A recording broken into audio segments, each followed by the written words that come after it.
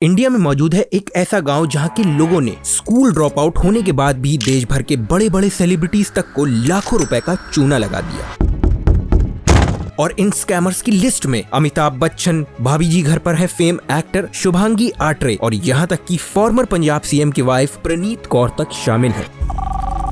Hello sir, आपको ये call आपके कार्ड से संबंधित किया जा रहा है। सर बताना चाहूंगी कि आपके खाते को 50,000 की लॉटरी लगी है। सर आपका एटीएम कार्ड एक्सपायरी होने वाला है सर। ऐसे कैसे होने वाला है? सर आपके कार्ड पे एक नंबर होगा 16 अंकों का, कि वो कंफर्म करा दीजिए। 32 64। जी हाँ, मैं असल में बात कर रहा हूँ झारखंड में मौजूद जमतारा गांव के बारे में। इसे cyber crime capital of India के नाम से भी जाना जाता है। करोड़पति वो भी घर बैठे नीचे दिए गए नंबर पर फोन घुमाइए और अभी के अभी बहुत बड़ी धनराशि पाइए। हमने आपके मोबाइल नंबर पर एक वेरिफिकेशन कोड भेजा है 325876। तो आखिरकार एक छोटे से गांव में रहने वाले लोगों ने सिर्फ मैसेजेस और कॉल का इस्तेमाल करके पूरे भारत भर के लोगों से लाखों करोड़ों रुपए का चूना कैसे लगा दिया। और तो और जमतारा गैंग का भांडा फूटने के बाद और इतने अरेस्ट होने के बाद भी क्यों ये गैंग आज भी इंडिया में ऑपरेट कर रही है और जमतारा गांव में इन स्कैमर्स को क्यों इतनी इज्जत से देखा जाता है, आइए समझते हैं इस वीडियो में। और वो भी एक ही जगह से नहीं कॉल करते, कई बार घर से बाहर 50 किलोमीटर जाके किसी खेत में बैठ के कॉल करेंगे। वो लिंक में एटीएम कार्ड की डिटेल डाली और एटीएम कार्ड की डिटेल डालने के बाद 5 मिनट बाद मेरा 20,000 रुपये कट गया।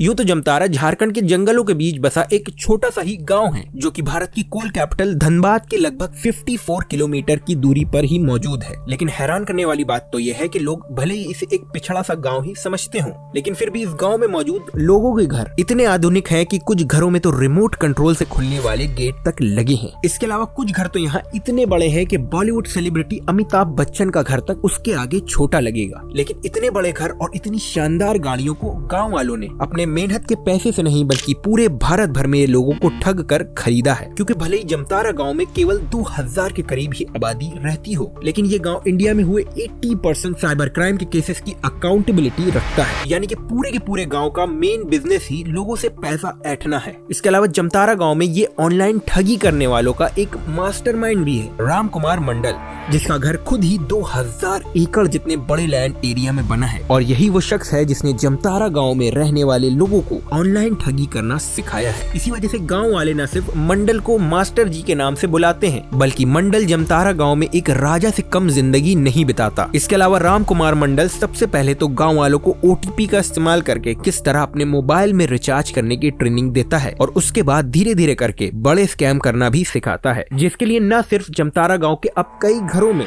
पूरा का पूरा कॉल सेंटर ही सेटअप किया गया है, बल्कि उनके पास एक स्क्रिप्ट का परफॉर्मर तक मौजूद होता है जिनसे वो इजीली ऑनलाइन ठगी अंजाम देते हैं। लेकिन सिर्फ यही नहीं, जरा और सुनिए। जमतारा के मास्टरमाइंड मंडल ने तो ऑनलाइन फिशिंग और साइबर फ्रॉड अंजाम देने के लिए जमतारा में कोचिंग सेंटर तक खोले हुए हैं, जहां वो गांव वालों को ऑनलाइन साइबर क्राइम करने की ट्रेनिंग तक देता है, जिसकी वजह से जमतारा गांव में ज्यादातर सभी युवाओं का मेन पेशा ही ऑनलाइन स्कैम करना ही है, जिसमें वो आम जनता को एक बैंक एम्प्लॉय की तरह कॉल करते हैं और उन्हें अपनी बातों में फुसलाकर उनके बैंक डिटेल्स और ओटीपी मांगकर उनके अकाउंट से लाखों रुपए तक उड़ा लेते हैं। लेकिन सिर्फ इतना ही नहीं, बल्कि जमतारा गांव के ये स्कैमर्स इसके अलावा भी और कई इनोवेटिव तरीकों का इस्तेमाल करते थे लोगों को अपनी बातों में फंसाने के लिए। जैसे कि वो ऑनलाइन शॉपिंग प्लेटफॉर्म का डेटा निकालकर उन लोगों को कॉल करते थे जिन्होंने रिसेंटली कोई शॉपिंग करी है, और वो कंज्यूमर को कॉल करके ये बोलते थे कि हमारे प्लेटफॉर्म पर शॉपिंग करने के लिए आपका शुक्रिया और आपको अपनी रिसेंट ऑर्डर पर एक फ्री गिफ्ट मिल रहा है। लेकिन ये गिफ्ट रिडीम करने के लिए आपको अपनी बैंक डिटेल्स और ओटीपी बताना होगा।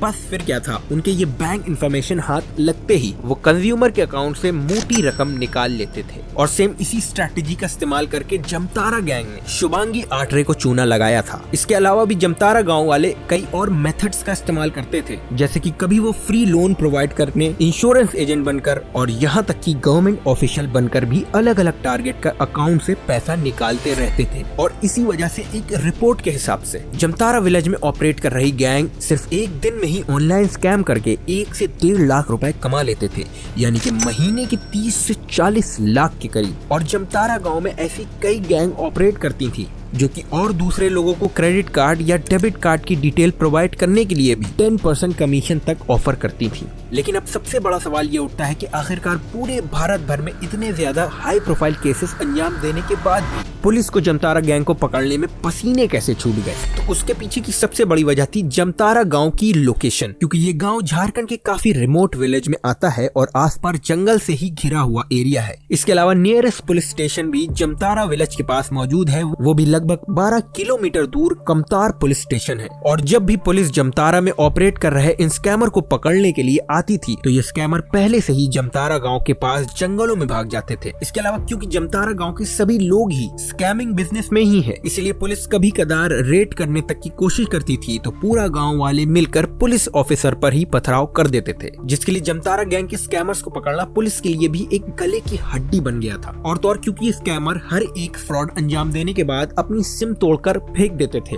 इसलिए पुलिस ऑफिशियल के लिए उनको ट्रेस करना भी नेक्स्ट टू इम्पॉसिबल था। और साथ ही क्योंकि ये स्कैमर्स ज्यादातर 16 से 17 साल की उम्र के ही थे, यानी कि वो नाबालिग ही थे, इसलिए अगर पुलिस उनको पकड़ने में कामयाब भी हो जाती फिर भी उन्हें हमारा इंडियन जुडिशियल सिस्टम कड़ी सजा देता भी ना। और क्योंकि स्कैमर फ्रॉड अंजाम देने के बाद कंज्यूमर के उड़ाए हुए पैसे को ई वॉलेट में ट्रांसफर करते थे और फौरन ही उस पैसे को 5-6 और अलग अलग ई वॉलेट में ट्रांसफर करने के बाद ही पैसा अपने बैंक अकाउंट में ट्रांसफर कर लेते थे ताकि वो उसे बाद में विड्रॉ कर सके, इसलिए उनको बैंक अकाउंट से ट्रैक करना तक भी इम्पॉसिबल ही था। लेकिन फाइनली जाकर पूरे देश भर में ऑनलाइन ठगी के इतने मामलों में इजाफा होने की वजह से पुलिस ऑफिशियल एक स्पेशल ऑपरेशन चलाती है, जिसमें वो जमतारा गाँव में गाड़ियों से जाने की बजाय 50 किलोमीटर दूर पैदल जंगल के रास्ते से जमतारा गांव पहुंचने की कोशिश करती है, क्योंकि पुलिस को ये मालूम था कि अगर वो मेन रास्ते से जमतारा गांव के अंदर गई तो गांव वालों के इन्फॉर्मेंट उन्हें पहले से ही खबर कर देंगे। इसलिए आखिरकार काफी मेहनत के बाद ये ऑपरेशन सफल होता है और पुलिस जमतारा गैंग के 16 मेंबर्स को पकड़ने में कामयाब भी होती है। और इस अरेस्ट के बाद ही इन स्कैमर के पास से 188 debit card, 78 mobile phones, 6 laptops, 80 bank passbook, 12 refrigerator, 70 LED TVs और साथ ही कई महंगी लग्जूरियस SUV कार सीज कर लेती है।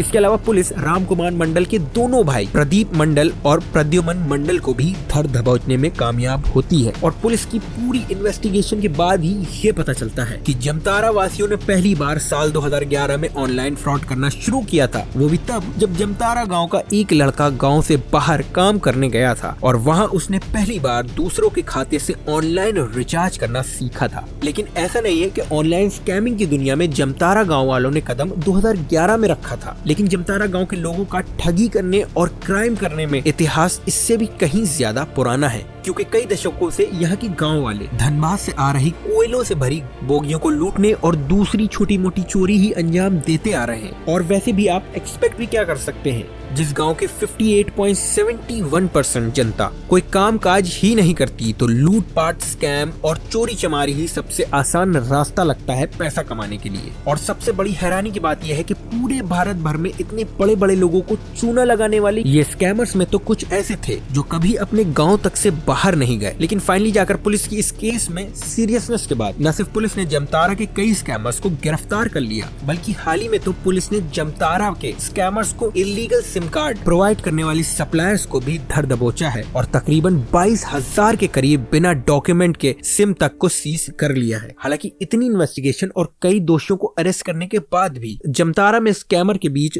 थोड़ी कमी तो हुई है, लेकिन इसका ये मतलब नहीं है कि इंडिया में ऑनलाइन स्कैम्स में कमी आ गई है, क्योंकि जमतारा की जगह अब नॉर्थ इंडिया के कई दूसरे डिस्ट्रिक्ट अब ऑनलाइन स्कैम्स का नया हब बन चुके हैं, जिसमें से यूपी, बिहार और राजस्थान जैसे स्टेट्स के कई गाँव शामिल हैं। तो फिलहाल के लिए बस इतना ही। अगर आपके किसी रिलेटिव या फ्रेंड के साथ ये ऑनलाइन स्कैम जैसा हादसा हुआ हो तो कमेंट सेक्शन में जरूर बताइएगा। और अगर आपको ये वीडियो पसंद आई हो तो वीडियो को लाइक, चैनल को सब्सक्राइब और बेल आइकन दबाना बिल्कुल भी ना भूलिएगा।